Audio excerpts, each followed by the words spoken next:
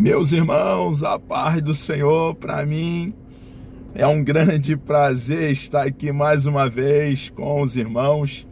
A nossa finalidade aqui é compartilhar um pouco da palavra do Senhor nosso Deus, e estamos aqui expondo a carta de Judas. Hoje nós vamos analisar um pouco a partir do versículo 3. Judas, então, ele prossegue dizendo assim: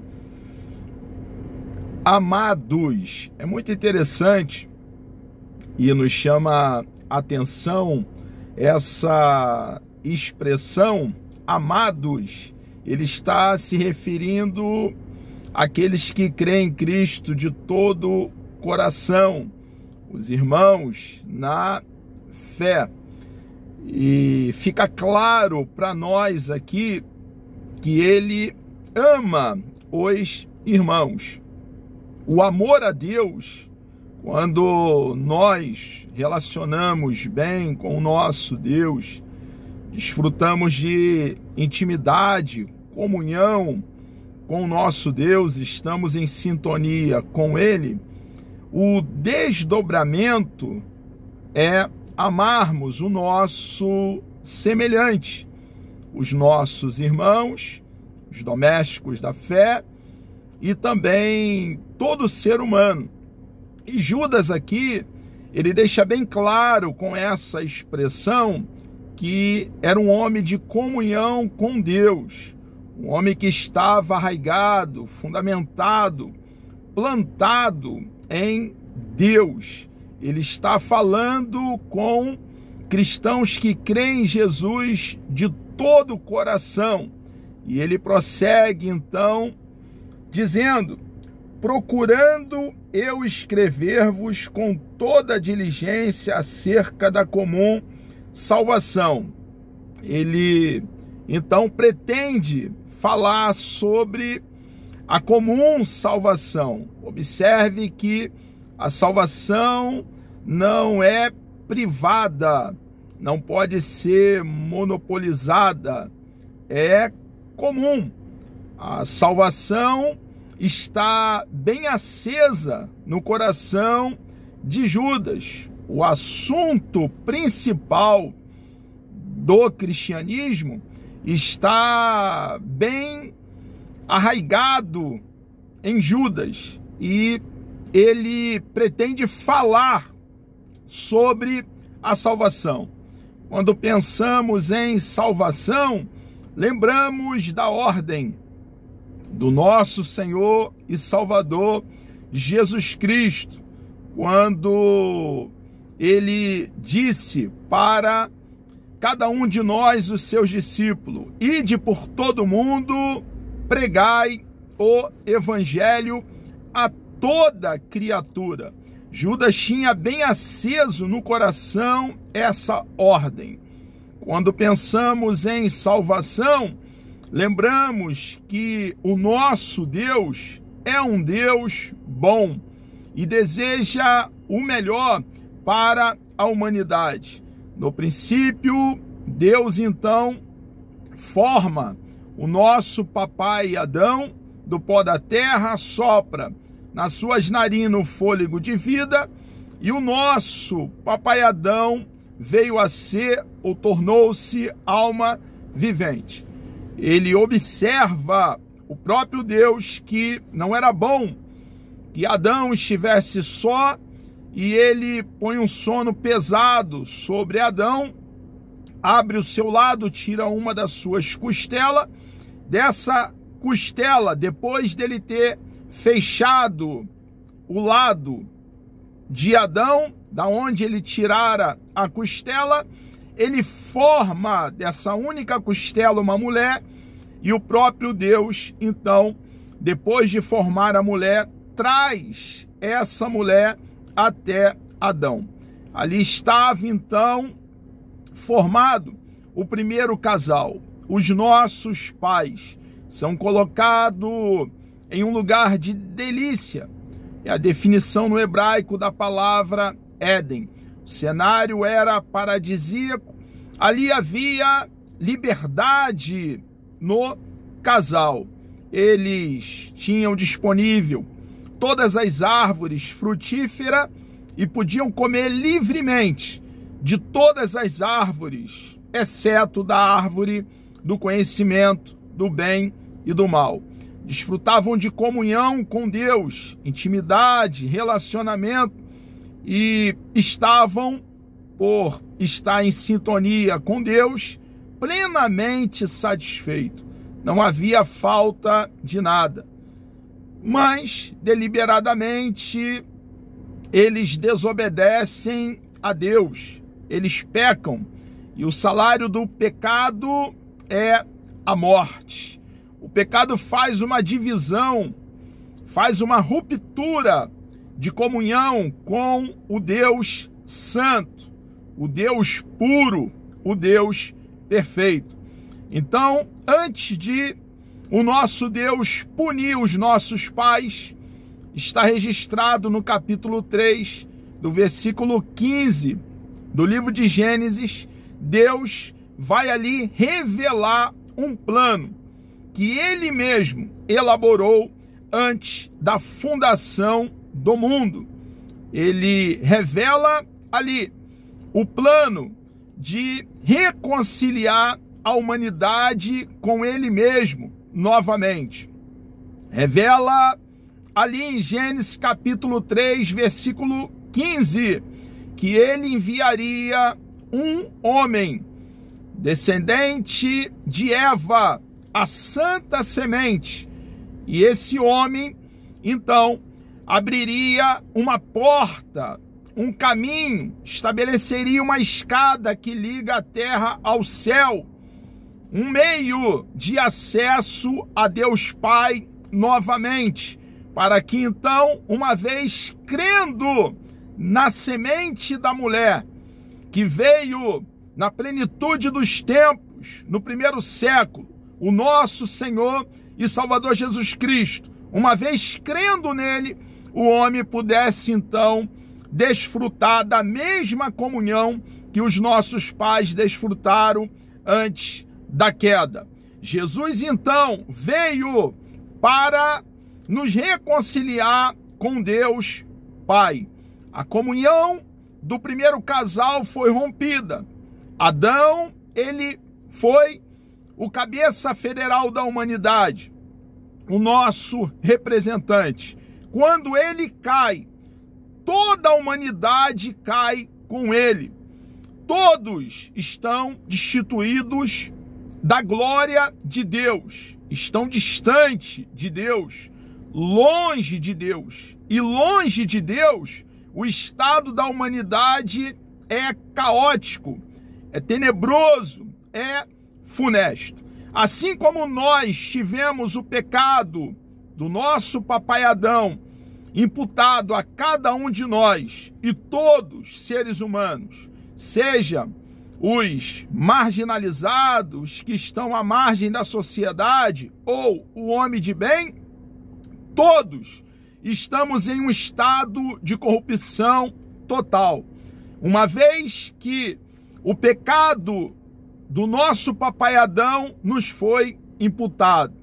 Jesus Cristo, a santa semente prometida por Deus, no capítulo 3, no versículo 15, do primeiro livro da Bíblia, o livro de Gênesis, veio então o segundo Adão, e ele toma sobre ele os nossos pecados.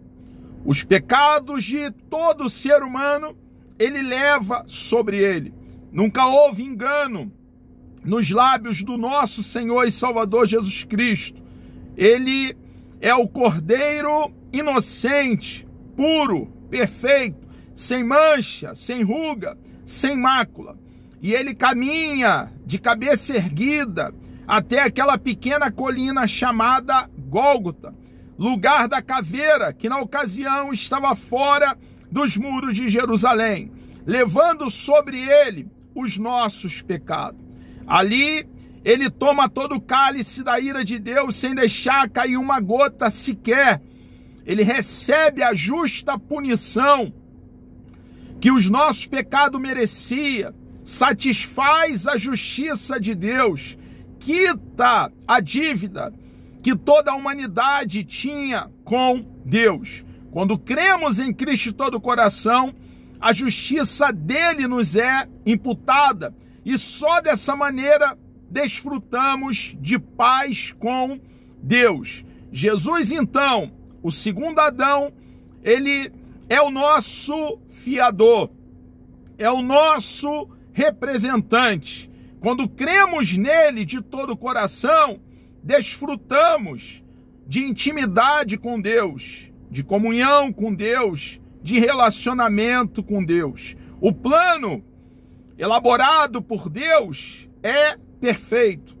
O plano só poderia ter sido pensado por um Deus sábio, autoexistente, autossuficiente, eterno. Jesus deu uma ordem para cada um dos seus discípulos: ide por todo mundo, pregai o evangelho a toda criatura. As boas novas de salvação, o plano bendito de salvação. E a salvação deve ser então proclamada pelos arautos dos céus. Cada um de nós que cremos em Cristo de todo o coração. Esse plano bendito estava bem aceso no coração de Judas. Judas, então, ele pretende falar sobre as boas novas de salvação. Só há um meio, só há um caminho, uma porta, uma escada de acesso a Deus. O plano estabelecido pelo próprio Deus. Todas as demais ideias são atalhos que não levam a lugar algum. O plano perfeito, elaborado por Deus Pai e colocado por Ele mesmo em execução, é salvar a humanidade. Nós cristãos, assim como Judas, que escreveu essa preciosa e tão consistente carta, aqui estamos com a incumbência de, uma vez tendo sido ferido pelo Evangelho, o Evangelho que nos deu vida, vida abundante, o Evangelho que nos fez mais alvo que a neve, que nos faz ser plenamente satisfeito, a despeito do cenário o qual nós nos encontramos hoje. Temos o consolo, a paz, o refrigério que só o nosso Deus pode nos dar. É bem verdade que nós, cristãos, não estamos isentos das dificuldades que essa peregrinação nos apresenta. Muitas vezes estaremos no epicentro da dificuldade, mas contamos com um Deus que jamais nos decepciona e está conosco todos os dias até a consumação dos séculos. Judas, então, assim como cada um de nós cristãos, ele tem bem aceso no seu coração a bendita mensagem que dá vida a mortos. Não importa, amigo, o quadro qual você se encontra nesse momento. Mesmo você que está cometendo barbaridades nessa vida, há perdão em Deus para o pior pecador, desde que haja arrependimento. Não preciso dizer que o arrependimento precisa ser sincero, porque se não for sincero, é qualquer outra coisa menos arrependimento. Deus tem uma vida plena disponível a você.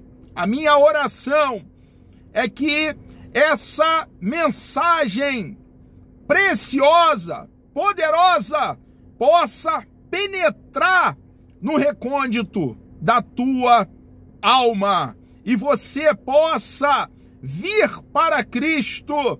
Estar em Cristo é estar naquele que é a ressurreição e a vida.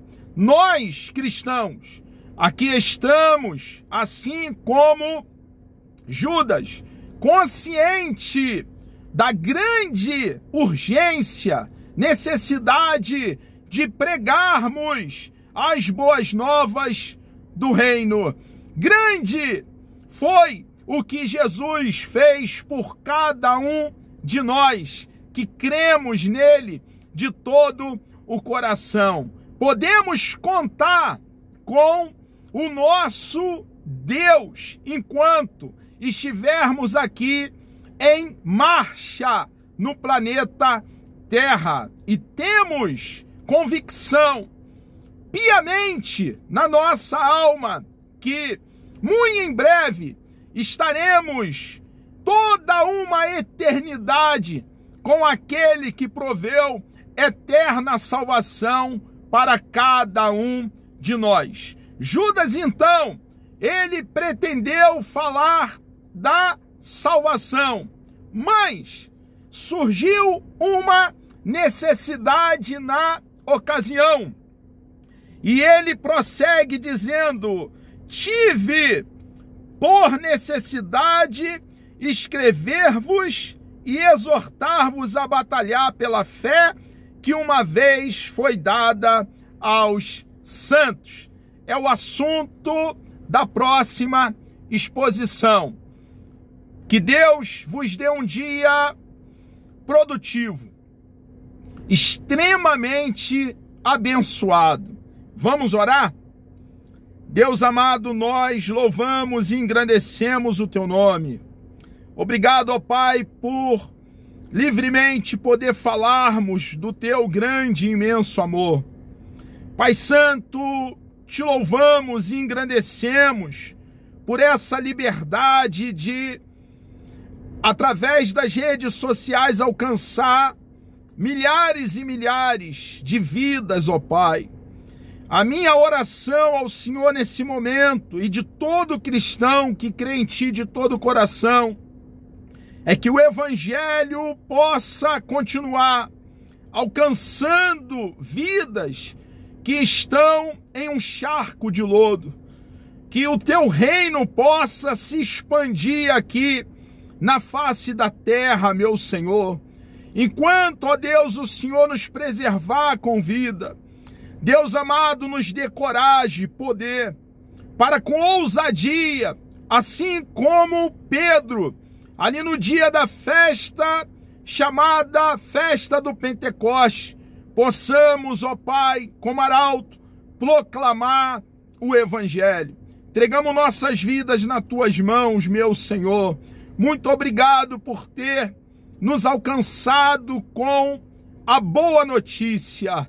A notícia que em Teu Filho amado, nosso Senhor e Salvador Jesus Cristo, há reconciliação contigo.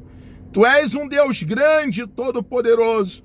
E aqui estamos, ó Pai, como instrumento, como um canal, como um vaso de barro nas Tuas mãos, para ser usado, meu Senhor amado. Deus grande, muito obrigado por mais um dia de vida. Continue conosco, ó Pai. É a nossa oração em nome de Jesus.